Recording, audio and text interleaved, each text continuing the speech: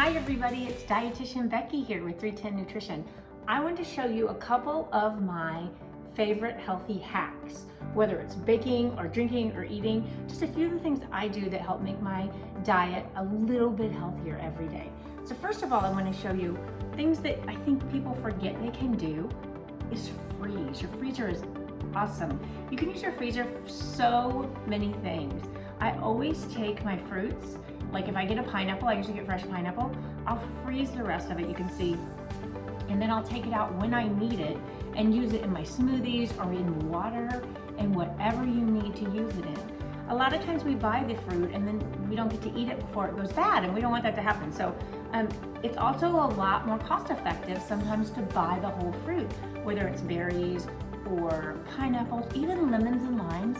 You can cut and slice and put on cookie trays, freeze them, and then use them later in your water, especially in the spring. It's super, super refreshing. When we're talking about water and drinks, I love simple carbonated water. You can do the regular flavor or other flavors, and then to mix it with my greens powder really is super refreshing. You can actually add a little ginger and anything else you want to add in there. It just makes for more of a sparkling flavored water. And I love putting our lemonades in here too. Sometimes I'll do the sparkling water with our 310 lemonades or the greens and the greens, just a little healthy hack. Another thing I think we forget is avocados are so fabulous.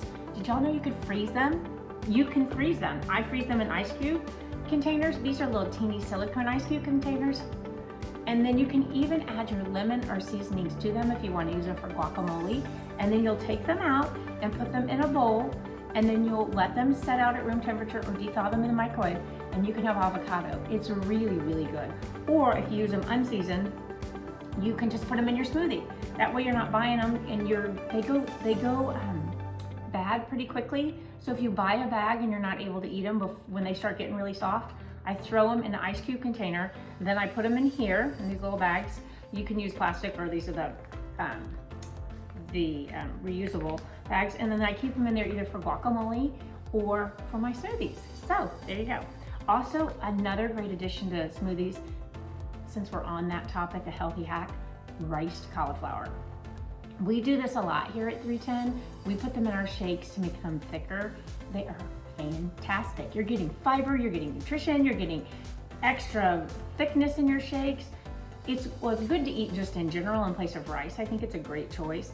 You can do a lot of stuff with the cauliflower, add a lot of seasonings, make it really flavorful as a base to a dish, but also in our smoothies. It's just a great, great way to thicken your smoothie and add that extra punch of veggies and nutrients and fiber, just good stuff to your smoothies.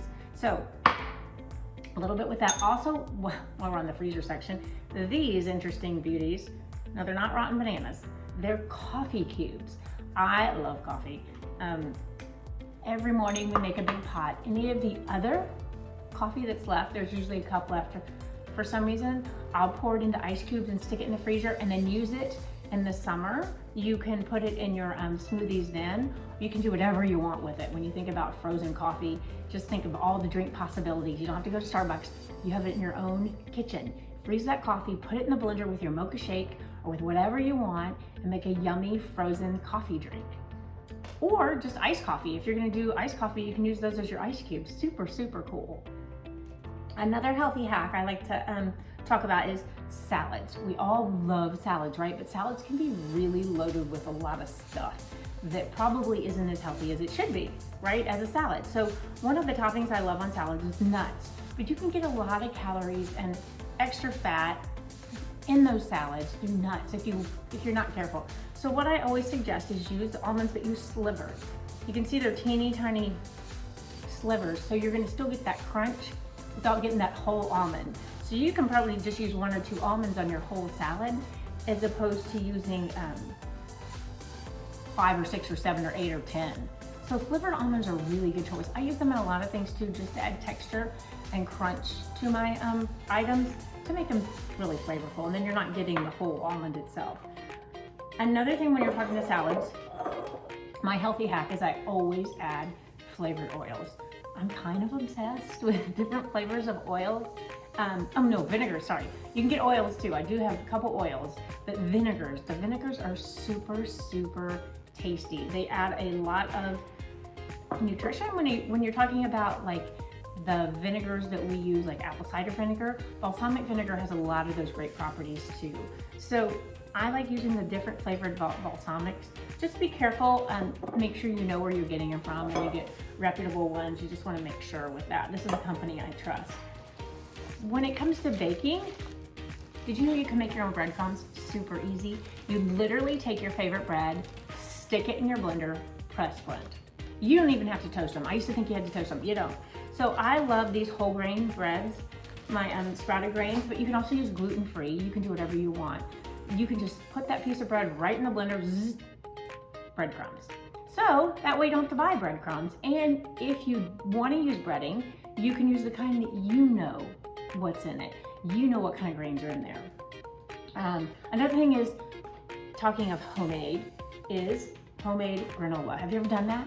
Super easy. As opposed to buying all these high, expensive, whatever. Those are great for in emergencies, but really making your own out of your own oats and then adding what you want. You can add the slivered almonds, you can add little drizzles of whatever, but go easy on the sugar because even agave is sugar. So even maple syrup is still sugar.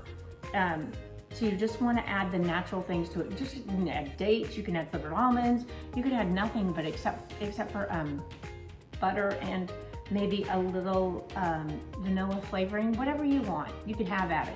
Just know it's super simple. We started making it because my husband was using it and we were like, why are we paying all this for these bags of granola? We can make it. And you can even add protein powder. Like some people love the high protein. My kids love the high protein granola because it has staying powder.